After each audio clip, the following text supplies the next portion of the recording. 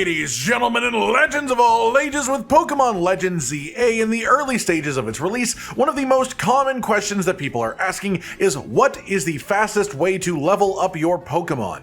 There are plenty of ways to become more powerful in this game, but pretty much the singular most meaningful one is just pure raw experience and levels, which will make you have more stats than your opponents do, because the enemies don't scale with your level, generally speaking, which means if you spend a bit of time on grinding, you can overpower them through the sheer force of numbers and being over-leveled. That said, today we're going to talk about generating experience in this specific Pokemon game, any specific tips that can make it easier, with one of them being quite massive, and then some specific methods or options for doing it depending on how you want to tackle this activity. First and foremost, the most important thing we need to talk about is the Red Canari plush. You get the base version of this for free during Story Mission 5, and it increases all experience that you gain from all sources, which is of course massive for the topic of this video, but it gets even better. You can go to this building here on the southeast side of the city and trade with the construction worker standing outside. He will take colorful screws from you in exchange for new plushes of different types or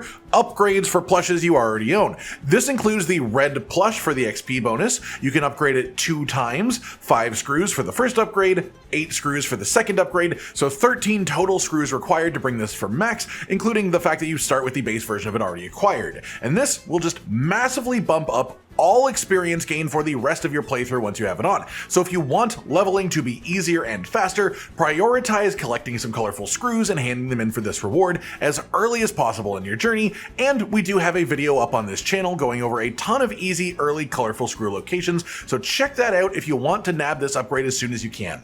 Outside of that, there are a couple of main options for farming XP, a couple less great methods that are still worth mentioning because they are very brain off in comparison, and then some secondary methods you can do for bursts of XP, but they're a little bit less farmable. They're sort of like one-time activities or things you can't control. Starting with the 2 main methods then, the first one is simply taking part in the ZA Royale nightly battle zones. You don't need to have a challenger ticket rank up mission goal to be a part of this activity, so it doesn't matter what part of the story you're at when they're doing this. It happens every night regardless, and you can force it to be nighttime by sitting on a bench anywhere in the city to start this activity early and do it on loop purposefully.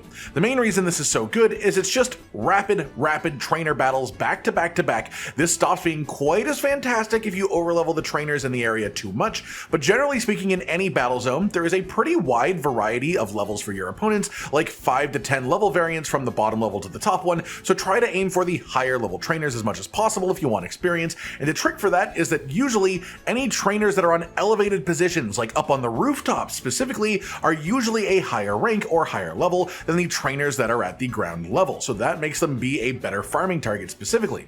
Stealth open attack one-shots are a massive speed increase to battles as well, as at least early game most of these trainers in the battle zones have 2, maybe 3 Pokemon at most, so if you can one-shot their first Pokemon before combat even starts, then you can end up getting through a whole battle in like 20 seconds or less, which is extremely efficient experience. And as if that wasn't enough, trainers do respawn during the duration of the battle zone, so you can't really run out of trainers in the area, as you can just run to a different part of the zone, defeat some trainers, then when you end up looping back to the original area, new trainers will have appeared. For experience gain specifically, you don't care about the battle cards, just about getting as many battles as you can, as frequently as you can, and just stomping through them as ruthlessly as possible.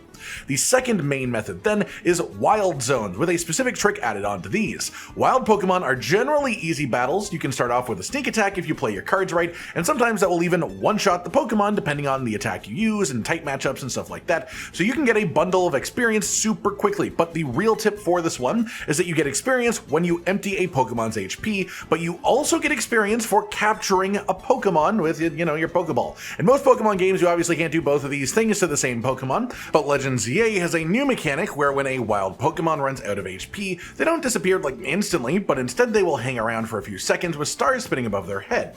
When this happens, you get the experience reward for defeating the opponent opponent instantly, but you also get a chance to throw a Pokeball and attempt to catch them as well. If you catch them in this state, you will also get the capture XP reward, which is around 65% of what you would get for the kill itself. So you can basically increase your experience gains from wild Pokemon by around 2/3 just by doing this. Defeat them through raw attacks and then also capture them afterwards. Which of these two methods, being wild zones or the battle zones, which of them is more efficient, sort of jumps back and forth through different parts of the story and different level thresholds, because wild zones have set Pokemon level ranges and the battle zones usually have set Pokemon level ranges based around your actual Royale rank. And so if you overlevel your Royale rank too much, then wild zones will become more efficient. But on the flip side, because wild zones do have set level ranges, they are also something that you can outlevel at certain points of the game. The simple answer is both of these methods are extremely good. Do whichever one you prefer, because neither one is consistently better than the other. It's pretty situational.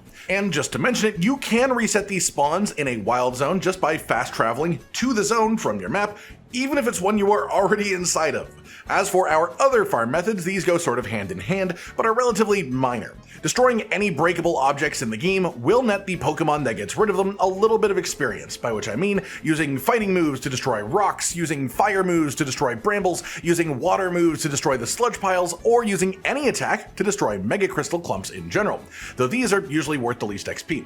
These breakable objects are generally worth anywhere from 15 to 50 experience each, so while it's not a major gain, it is pretty much free XP whenever you pass these types of things while exploring or traversing, and especially in the very early levels, because these XP gains are the same, they're actually quite valuable at that point. Secondarily, but also funneling off of that concept, you can buy small experience candies in exchange for Mega Shards, which come from breaking the Mega Crystals. But this is a function that is unlocked during story mission number 10. For the least spoilery way of saying it, it is unmissable when you unlock it. The story brings you right to the Mega Shard vendor, but it's worth mentioning that the vendor does sell these, and that this is a way to trade resources for experience, essentially. Though I would say it's not at a rate that it's worth farming Mega Shards specifically just to get experience through this conversion, though we are quite early days, and it's always possible that someone will find a way to farm the hell out of Mega Shards so quickly that it transforms the value of this to make it the best XP farm, so it is good to be aware of at the very least. And to be fully clear, this is done in the Quasartico building in the northwest side of the city. On that note, both regular experience candies and the rare candy specifically can of course gain you bonus experience as well for whichever Pokemon you choose to use them with. You can find these on the ground around the city. Some of the random shinies on the floor you walk over will be small XP candies. Some of the actual interactable Pokeball items on the floor can be these XP candies as well. They're sort of just all over the place in small quantities, but a couple of easy places to get a chunk of them. First is research points. Level 10 research is just literally 10 XP candies straight up nice and easy. A second spot is there is an NPC right here outside the back side of the restaurant on your map in the southeast. Talk to this NPC and they will give you some XP candies for free. Not even like a side mission you have to do to get them, literally just talk to them, get some candies. The other more stagnant XP reward source is side missions. A good chunk of the side missions do involve battling in some capacity, and a lot of these battles are relatively solid experience. Like most activities, these generally do have set levels to them, so it's hard to recommend specific ones because it depends what part of the game you're at, but generally speaking, most of the side missions are worth doing for multiple reasons of their rewards, one of them being experience from the battle-based side missions too. That pretty much does it for today, and everyone. Some tips and tricks for leveling up your Pokemon extra efficiently, nice and early on, as well as some specific methods and locations to target in order to do the actual grinding a little bit easier too. I hope this helps you all out and makes your continued journey up the alphabet just a little bit smoother. Like if you liked the video, subscribe with the notification bell for more, and most importantly, ladies and gentlemen, until next time, stay sweet. Josh, Cotton, and Hollow with the videos, dropping the humor like a hammer on your tippy toes, bringing entertainment on a daily arrangement to take our insanity and turn it into entertainment. Yes, I said entertainment twice, to reiterate that it is nice to look into your faces on a mostly daily basis when you let us in your homes to make the whole world a stage. Goodbye.